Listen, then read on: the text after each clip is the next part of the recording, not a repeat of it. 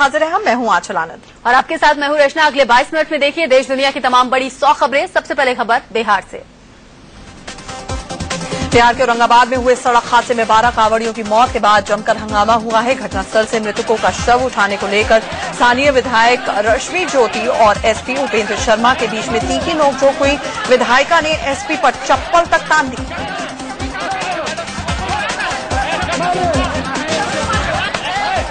दरअसल हादसे के बाद गुस्साए कांवड़िए शव को घटनास्थल से उठाने नहीं दे रहे थे। विरोध प्रदर्शन की अगुवाई डेहरी के पूर्व विधायक प्रदीप जोशी और उनकी पत्नी और स्थानीय विधायक रश्मि ज्योति कर रहे थे। इसी दौरान रश्मि ज्योति की मौके पर पहुंचे एसपी से झड़प हुई।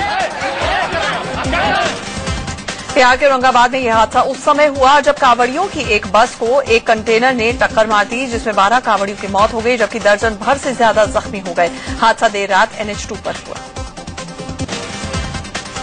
बताया जा रहा है कि कांवड़िए बस खड़ी करके सड़क किनारे सोए हुए थे। उसी वक्त एक तेज रफ्तार बेकाबू कंटेनर ने बस को जोरदार टक्कर मार दी, जिससे बस कांवड़ियों को रौंदती हुई चली गई। हादसे के बाद आसपास चीख पुकार मच गई। स्थानीय लोग मौके पर पहुंचे और घायल कांवड़ियों को अस्पताल ले जाया गया। चश्मदीदों के मुताबिक 12 कांवड़िए मौके पर ही दम तोड़ चुके थे। औरंगाबाद में हादसे के शिकार हुए सभी कांवड़िए देवघर से लौट रहे थे। सावन के सोमवार के मौके पर सभी कांवड़िए देवघर के बाबा नाथ धाम गए हुए थे, जहां से लौटने के बाद औरंगाबाद में सड़क किनारे सोए हुए थे, जहां यह हादसा हुआ। श्रीनगर की सड़कों पर आज जमकर हंगामा हुआ। गाजा में इजरायली हमले के विरोध में कई प्रदर्शनकारी सड़कों पर उतर आए। मौके पर पहुंची पुलिस से इनकी झड़प हो गई। देखते ही देखते प्रदर्शनकारियों ने पुलिस पर पथराव शुरू कर दिया। हंगामे पर काबू पाने के लिए पुलिस ने आंसू गैस के गोले छोड़े और हवाई फायरिंग की। पुलिस पर हुए पथराव में कुछ पुलिसकर्मियों को चोटें भी आई हैं। बाद में अतिरिक्त पुलिस बल मौके पर पहुंचा तो प्रदर्शनकारी भाग खड़े हुए। नितिन गडकरी के घर कथित जासूसी की खबरें अभी शांत भी नहीं हुई थी कि 2 और मंत्रियों के घर जासूसी की बातें सामने आ रही हैं। सूत्रों से खबर आ रही है कि गृह मंत्री राजनाथ सिंह और विदेश मंत्री सुषमा स्वराज के घर भी जासूसी से जुड़े उपकरण मिले। हालांकि बीजेपी और केंद्र सरकार ने एक बार फिर से जासूसी की खबरों को नकार दिया है। केंद्रीय मंत्री प्रकाश जावड़ेकर ने कहा कि कोई जासूसी नहीं हुई है और कांग्रेस के पास मुद्दा नहीं है, इसलिए बेवजह के सवाल उठा रही है। कांग्रेस के पास अब कुछ भी बोलने जैसा मुद्दा नहीं है, इसलिए वो जो घटित नहीं हुआ उसके खबरों पर चर्चा कर रहे हैं कि कोई बगिंग नहीं हुई है और बेवजह इस तरह से कांग्रेस इसमें चर्चा में ला रही है। उधर केंद्रीय मंत्री नितिन गडकरी जासूसी के मुद्दे पर बार बार मीडिया के सवालों का जवाब देने से कतराते हुए नजर आ रहे हैं। एक बार फिर से उन्होंने जासूसी के सवाल पर कन्नी काट ली। उन्होंने ट्वीट कर वो कहा जो वो पहले ही कह चुके हैं कि जासूसी की खबरें पूरी तरह से गलत हैं। सरकार भले ही जासूसी की खबरों को नकार रही हो, लेकिन कांग्रेस ने संसद में इस मुद्दे को उठाने का मन बना लिया है। राज्यसभा में विपक्ष के नेता गुलाम नबी आजाद ने कहा कि सरकार को जांच करानी चाहिए और इस पूरे मुद्दे पर संसद में जवाब भी देना चाहिए। तो मामले को आजाद साहब क्या राज्यसभा में आप उठाएंगे? हम जरूर उठाएंगे, क्योंकि ये अब सरकार का मुद्दा नहीं बन गया है, ये तो पूरे देश का मुद्दा बन गया है, एक चिंता का विषय बन गया है, चिंता का मुद्दा बन गया है। तो इस कल कांग्रेस प्रवक्ता शक्ति सिंह गोहिल ने जासूसी मुद्दे के लिए सीधे सीधे प्रधानमंत्री नरेंद्र मोदी को घेरा था। उन्होंने कहा कि गुजरात में पहले से ही जासूसी होती थी और अब दिल्ली में भी जासूसी के दिन आ गए। ये मामला चलता ही था, अब दिल्ली में और देश में भी स्नूपिंग के दिन आ गए, क्योंकि उनके सूत्रधार लगता है कि यहां आ गए। उधर केंद्र सरकार ने गडकरी जासूसी मामले की जांच कराने की विपक्ष की मांग को खारिज कर दिया है। गृह मंत्री राजनाथ सिंह ने कल कहा कि जब गडकरी खुद ही जासूसी की बात का खंडन कर रहे हैं तो फिर जांच का सवाल ही नहीं उठता। दिल्ली में नाबालिग छात्रा से गैंगरेप का मामला सामने आया है। 3 नाबालिग समेत 5 लोग इस वारदात में शामिल रहे हैं, जिनमें से 3 आरोपियों को गिरफ्तार कर लिया गया है। फरार आरोपियों में से एक सीआरपीएफ का जवान बताया जा रहा है। उत्तम नगर की इस लड़की का आरोप है कि 19 जुलाई को जब वो स्कूल जा रही थी तो उसके 2 पड़ोसी उसे बाहरी दिल्ली के झरोदा कला ले गए, जहां उसके 3 और साथी आ गए और फिर सबने बारी बारी से रेप किया। 5 आरोपियों में से 4 लड़की के पड़ोसी हैं। पीड़ित लड़की का कहना है कि आरोपियों ने वारदात का एमएमएस भी बनाया और मुंह खोलने पर परिवार को जान से मारने की धमकी तक दे डाली। पुलिस वाला हूँ मैं, नाम क्या उसका? सूरज सिंह। क्या? सूरज। उसने क्या कोई पिस्टल वगैरह बंदूक दिखाई दिया आपको? हाँ। क्या दिखाया था? बंदूक से। क्या बोला उसने फिर? मोबाइल में भी कोई रिकॉर्डिंग की थी उन्होंने? हाँ। क्या किया था? वीडियो बनाई थी। लड़की डर के मारे वारदात के बाद चुप रही और 6 दिन तक स्कूल भी नहीं गई, लेकिन जब उसकी तबीयत बिगड़ने लगी तो घर वालों ने पूछा और तब जाकर लड़की ने गैंगरेप की बात बताई, जिसके बाद सोमवार को थाने में शिकायत की गई। बिहार के समस्तीपुर में कॉलेज की एक छात्रा से गैंगरेप का सनसनीखेज मामला सामने आया है। लड़की बेहोशी की हालत में रेलवे जंक्शन के पास मिली। बताया जा रहा है कि दरिंदे छात्रा को अगवा करके ले गए थे, उसके बाद उसके साथ दुष्कर्म किया। यूपी के कानपुर में हुए बिस्किट कारोबारी की पत्नी की हत्या का शक उसके पति पर किया जा रहा है। शुरुआती जांच में पुलिस के मुताबिक लूटपाट के इरादे से हत्या नहीं की गई और न ही महिला के साथ कोई गलत काम किया गया। पुलिस के मुताबिक हत्या के पहले पति पत्नी में नोकझोंक हुई थी। कारोबारी की पत्नी की हत्या का शक उसके पति पर किया जा रहा है। शुरुआती जांच में पुलिस के मुताबिक लूटपाट के इरादे से हत्या नहीं की गई और न ही महिला के साथ कोई गलत काम किया गया। पुलिस के मुताबिक हत्या के पहले पति पत्नी में नोकझोंक हुई थी। पति पर शक की वजह और भी है। हत्या से पहले जब पीयूष अपनी पत्नी ज्योति के साथ रेस्टोरेंट गया था तो उस वक्त पहने कपड़ों और थानों में शिकायत करने के दौरान पहने कपड़ों में अंतर था। हालांकि पीयूष ने इस पर सफाई दी है। उन्होंने मेरी शर्ट खींचा, बटन तोड़ दिया। ये टी-शर्ट थी, ये आगे से ये पीछे से सफेद थी। ज्योति के पिता ने भी दामाद पर हत्या का शक जताया है। उन्होंने कहा कि मैं दामाद की बातों से संतुष्ट नहीं हूं। मुझे अपने दामाद की बातें में संदिग्धता नजर आ रही है। मुझे बोला भाई आप कैसे पति और पत्नी का तो एक विरुद्ध होता है, आपने उसको अकेले कैसे अपहरण होने दिया? उस बेटी ने क्या कसूर किया? बोले नहीं मैंने बहुत प्रयास किया, मेरे को धकेल दिया, मेरे को बहुत जोर से यहाँ मार दिया, मैं बहुत जल गया ऐसा, लेकिन मैंने देखा कोई मेरे को चोट के निशान नहीं मिले। हालांकि कारोबारी पीयूष ने हत्या की बात से इनकार किया है। पीयूष के मुताबिक बदमाशों ने उनके साथ मारपीट की और कार समेत पत्नी को अगवा कर ले गए। बाद में हत्या की वारदात को अंजाम दिया गया। थोड़ी आगे बढ़े कुछ लड़के आए बाइक से, गाली गलौज हुई, ठोकर हुई, मुझे मारा, गाड़ी से धक्का दे दिया, मेरी वाइफ को लेके चले गए। कानपुर में रविवार की रात को महिला की हत्या की खबर आई। बताया जा रहा है कि पति पत्नी कार से जा रहे थे। बदमाशों ने रास्ते में उनकी कार रोकी, पति से मारपीट की और पत्नी को कार के साथ ले जाकर उसकी हत्या कर दी। यूपीएससी के परीक्षार्थियों ने पीएमओ मंत्री डॉक्टर जितेंद्र सिंह से मुलाकात की है और सिविल सेवा की प्रारंभिक परीक्षा से सीसैट हटाने की मांग दोहराई है। जितेंद्र सिंह ने कहा है कि सरकार इस बारे में गंभीरता से विचार कर रही है और जल्दी फैसला हो जाएगा। पूरी गंभीरता के साथ इसकी चिंता में है और शीघ्र ही कोई समाधान निकल आएगा, क्योंकि हम भी नहीं चाहते कि किसी भी आधार पर किसी भी कारण इन बच्चों के साथ किसी भी प्रकार का पक्षपात अथवा अन्याय हो। प्रधानमंत्री नरेंद्र मोदी ने कृषि के विकास पर जोर दिया। भारतीय कृषि अनुसंधान परिषद के समारोह में मोदी ने कहा कि दुनिया का पेट भरने के लिए किसानों की जेब भरना जरूरी है। प्रधानमंत्री मोदी ने कहा कि ग्रीन रेवोल्यूशन के बाद अब ब्लू रेवोल्यूशन की जरूरत है। ब्लू रेवोल्यूशन को उन्होंने मछली के उत्पादन से जोड़ा। मोदी ने लैब टू लैंड को एक बड़ी चुनौती बताया। अमेरिका के विदेश मंत्री जॉन कैरी ने भारत दौरे के पहले प्रधानमंत्री नरेंद्र मोदी की जमकर तारीफ की है। मोदी के चुनावी नारे सबका साथ सबका विकास से कैरी काफी प्रभावित दिखे और कहा कि ये मोदी की महान सोच है। जॉन कैरी के बयान में कहा गया है कि भारत की नई सरकार की योजना सबका साथ सबका विकास एक ऐसा सिद्धांत है और एक ऐसी सोच है जिसका हम समर्थन करना चाहते हैं। अमेरिकी विदेश मंत्री जॉन कैरी आज पहुंच रहे हैं भारत। कैरी विदेश मंत्री सुषमा स्वराज से मुलाकात करेंगे। साथ ही कैरी भारत अमेरिका सामरिक संवाद में हिस्सा लेंगे। हरियाणा कांग्रेस में बगावत थमने का नाम नहीं ले रही है। हरियाणा के ऊर्जा मंत्री कैप्टन अजय यादव ने इस्तीफा दे दिया है। उन्होंने मुख्यमंत्री भूपेंद्र सिंह हुड्डा पर भेदभाव का आरोप लगाया और कहा कि वो इस बाबत आलाकमान से बात करेंगे। मैंने अपना इस्तीफा मुख्यमंत्री को सौंप दिया है, बाकी उनके ऊपर है। क्या कारण है सर आपने इस्तीफा दिया? अब कारण तो मैं पार्टी फोरम पे कोई बात बता सकता हूं, मैं ओपनली नहीं बता सकता। कैप्टन अजय यादव ने हुड्डा के नेतृत्व पर भी सवाल उठाए और कहा कि जिस तरह लोकसभा चुनाव में कांग्रेस की हार हुई वही हाल विधानसभा चुनाव में भी कांग्रेस का होगा। जो हमने लोकसभा में जो हार हुई है उसे सबक नहीं लिया हमने, उसी तरीके से हम काम कर रहे हैं। अगर इसी तरीके से हम चलते रहे तो आगे असेंबली के चुनाव में भी परिणाम अच्छे नहीं रहेंगे।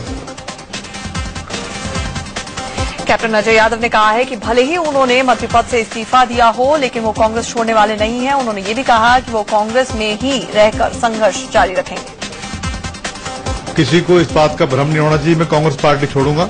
मैं कांग्रेस में रहूंगा और कांग्रेस में रह के ही संघर्ष करेंगे।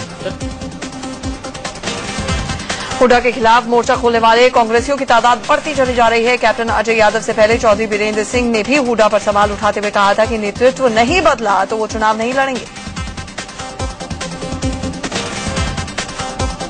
दिल्ली को दहलाने की बड़ी साजिश नाकाम हुई है। दिल्ली पुलिस की स्पेशल सेल ने सराय काले खां से लश्कर-ए-तैयबा के बड़े आतंकी अब्दुल सुभान को गिरफ्तार कर लिया है। बताया जा रहा है कि ईद के मौके पर वो धमाके की साजिश रच रहा था। हरियाणा के मेवात का रहने वाला अब्दुल सुभान लश्कर-ए-तैयबा में युवकों को भर्ती करवाता था और ट्रेनिंग देने का काम करता था। हरियाणा से 2 युवकों की गिरफ्तारी के बाद पुलिस को अब्दुल सुभान के बारे में पता चला, जिसके बाद उसकी गिरफ्तारी हुई। सुभान का पुराना आतंकी रिकॉर्ड भी रहा है। गुजरात में वो हथियारों और विस्फोटकों के जखीरे के साथ पहले पकड़ा जा चुका है और 10 साल की सजा तक काट चुका है। 2010 में ही वो जेल से छूटा, लेकिन फिर से आतंकी गतिविधियों में सक्रिय हो गया। हिंसा प्रभावित सहारनपुर में भी धूमधाम से ईद मनाई गई। संगीनों के साए में सहारनपुर में मुस्लिम समुदाय के लोगों ने नमाज पढ़ी। नमाज के लिए प्रशासन ने खासतौर पर सुबह में ही कर्फ्यू में ढील दी थी। प्रशासन ने सहारनपुर के अंबाला बेहट रोड के इलाके में सुबह 7 बजे से 11 बजे तक कर्फ्यू में ढील दी थी, ताकि लोग घरों से निकलकर ईद की नमाज पढ़ सकें। डीएम और एसएसपी समेत तमाम वरिष्ठ अधिकारी सुरक्षा की कमान संभाले हुए थे। सहारनपुर को 2 हिस्से में बांटकर कर्फ्यू में 4-4 घंटे की ढील दी जा रही है। एक हिस्से में सुबह 7 बजे से 11 बजे तक कर्फ्यू में ढील रखी गई, तो बाकी हिस्से में कर्फ्यू से राहत का वक्त दोपहर 3 बजे से शाम 7 बजे तक का तय किया गया। दिल्ली के जामा मस्जिद के शाही इमाम ने बीजेपी और आरएसएस पर बड़ा आरोप लगाया है और कहा है कि सहारनपुर हिंसा के लिए बीजेपी आरएसएस जिम्मेदार हैं। उन्होंने कहा कि वोटों के ध्रुवीकरण के लिए ऐसा किया जा रहा है। सहारनपुर हिंसा के विरोध में ऋषिकेश में सिख समुदाय के लोगों ने प्रदर्शन किया। प्रदर्शनकारियों ने यूपी सरकार के विरोध में नारेबाजी करते हुए निष्पक्ष जांच की मांग की। आज देश भर में भाईचारे का त्योहार ईद धूमधाम से मनाया जा रहा है। दिल्ली की जामा मस्जिद में सुबह सुबह ही भारी संख्या में मुस्लिम भाइयों ने नमाज अदा की और एक दूसरे को बधाई दी। देश भर में ईद की धूम देखने को मिल रही है। पटना, अजमेर और भोपाल में भी भारी संख्या में मुस्लिम समुदाय के लोगों ने नमाज पढ़ी और एक दूसरे को ईद के पाक पर्व पर बधाइयां दी। ईद के मौके पर जम्मू कश्मीर में भी रौनक दिखी। जम्मू और श्रीनगर शहर में लोगों ने ईद की नमाज पढ़ी और एक दूसरे को मुबारकबाद दी। मुंबई में भी मस्जिदों में जाकर लोगों ने नमाज पढ़ी। ईद के खास मौके पर कानपुर में भी हजारों मुस्लिम महिलाओं ने नमाज अदा की। ईदगाह में नमाज अदा कर महिलाओं ने अमन और चैन की दुआ मांगी। दिल्ली में उपराष्ट्रपति हामिद अंसारी ने भी ईद की नमाज पढ़ी। इस मौके पर उनके साथ पूर्व केंद्रीय मंत्री गुलाम नबी आजाद और बीजेपी प्रवक्ता शाहनवाज हुसैन भी थे। तीनों ने गले मिलकर एक दूसरे को बधाई दी। बीजेपी के वरिष्ठ नेता मुख्तार अब्बास नकवी ने भी ईद के मौके पर नमाज पढ़ी। दिल्ली में मस्जिद में जाकर उन्होंने लोगों के साथ नमाज अदा की। उन्होंने इस मौके पर देश में अमन शांति की दुआ मांगी। राष्ट्रपति प्रणब मुखर्जी और प्रधानमंत्री नरेंद्र मोदी ने देशवासियों को ईद की मुबारकबाद दी। साथ ही कांग्रेस अध्यक्ष सोनिया गांधी समेत कई नेताओं ने भी ईद की बधाइयां लोगों को दी। वडोदरा में क्रिकेटर पठान बंधुओं ने भी गर्मजोशी के साथ ईद मनाई। यूसुफ पठान और इरफान पठान ईद की नमाज पढ़ने के लिए मस्जिद पहुंचे और गले लगकर लोगों को मुबारकबाद दी। वाघा बॉर्डर पर भी धूमधाम से ईद मनाई गई। भारत की तरफ से बीएसएफ के डीआईजी एमएफ फारूकी और पाकिस्तान रेंजर के विंग कमांडर मोहम्मद अशर खान गर्मजोशी से गले मिले और एक दूसरे को मिठाई भेंट करके मुबारकबाद दी। प्रेम के प्रतीक ताजमहल में भी ईद की नमाज पढ़ी गई। आगरा में ताजमहल के साथ साथ जामा मस्जिद और ईदगाह में भी लोगों ने नमाज पढ़ी और एक दूसरे को ईद की मुबारकबाद दी। कोलकाता हाई कोर्ट ने टीएमसी सांसद तपस पाल के खिलाफ केस दर्ज करने के आदेश दे दिए हैं। कोर्ट ने कहा है कि तपस पाल का लेफ्ट कार्यकर्ताओं की महिलाओं का बलात्कार करने संबंधी बयान आपत्तिजनक है। कोर्ट ने तापस पाल के बयान संबंधी मामले की सीआईडी जांच के आदेश देते हुए 1 सितंबर तक स्टेटस रिपोर्ट तलब की है। तापस पाल के बयान पर टीएमसी सुप्रीमो और मुख्यमंत्री ममता बनर्जी ने फटकार भी लगाई थी, जिसके बाद पाल ने माफी मांगी थी। उत्तराखंड के रामनगर में बाढ़ के बीच एक पिता पुत्र के फंसने की तस्वीरें सामने आई हैं। टेढ़ा गांव में कोसी नदी की उफान के बीच हुसैन अपने बेटे सलमान के साथ फंस गए। लहरों के बीच फंसे दोनों मदद की गुहार लगा रहे। दरअसल पिता पुत्र नदी के पास गए थे, तभी नदी का जलस्तर बढ़ता चला गया। पिता पुत्र जब तक कुछ सोच पाते, उनकी दोनों तरफ लहरें बौराने लगी थी। तस्वीरों में देख सकते हैं कैसे दोनों तरफ से पानी है और बीच में पिता पुत्र फंसे हुए हैं। रामनगर की कोसी नदी में पिता पुत्र की बाढ़ के बीच में फंसने की खबर मिलते ही पुलिस वाले मौके पर पहुंचे। पिता पुत्र को बचाने के लिए गोताखोरों को नदी में उतारा गया और फिर घंटों की मशक्कत के बाद उन्हें आखिरकार बचा लिया गया। दिल्ली के द्वारका इलाके में कल हुई बारिश से सड़कों पर पानी भर गया। सड़कों पर पानी भरने से लोगों में आवाजाही में खासी परेशानी उठाई। उधर मध्य प्रदेश की राजधानी भोपाल में भी मूसलाधार बारिश से सड़कों पर पानी भर गया। बारिश ने यहां भी नगर निगम के दामों की पोल खोल के रख दी। सड़कों पर पानी भरने से आवाजाही में दिक्कतें हुई। यूपी के बलिया में घाघरा के बढ़ते जलस्तर ने गुजरात के मेहसाना में ईद की नमाज अदा करते समय ईदगाह की दीवार गिर जाने से 2 लोगों की मौत हो गई है, जबकि 5 लोग घायल हो गए। बताया जा रहा है कि इस जर्जर दीवार की मरम्मत का काम चल रहा था, इसी दौरान यह हादसा हुआ। दिल्ली के गोविंदपुरी इलाके में 4 मंजिला इमारत गिरने से एक शख्स की मौत हो गई, जबकि 4 लोग जख्मी हो गए। ये इमारत 50 गज एरिया में बनी हुई थी। बताया जा रहा है कि इमारत में मरम्मत का काम चल रहा था। दिल्ली में देर रात सड़क हादसे में एक शख्स की मौत हो गई। हादसे के बाद मौके पर पहुंची पुलिस ने बस ड्राइवर को हिरासत में ले लिया। कानपुर के पनकी इंडस्ट्रियल एरिया में एक प्लास्टिक फैक्ट्री में अचानक आग लग गई।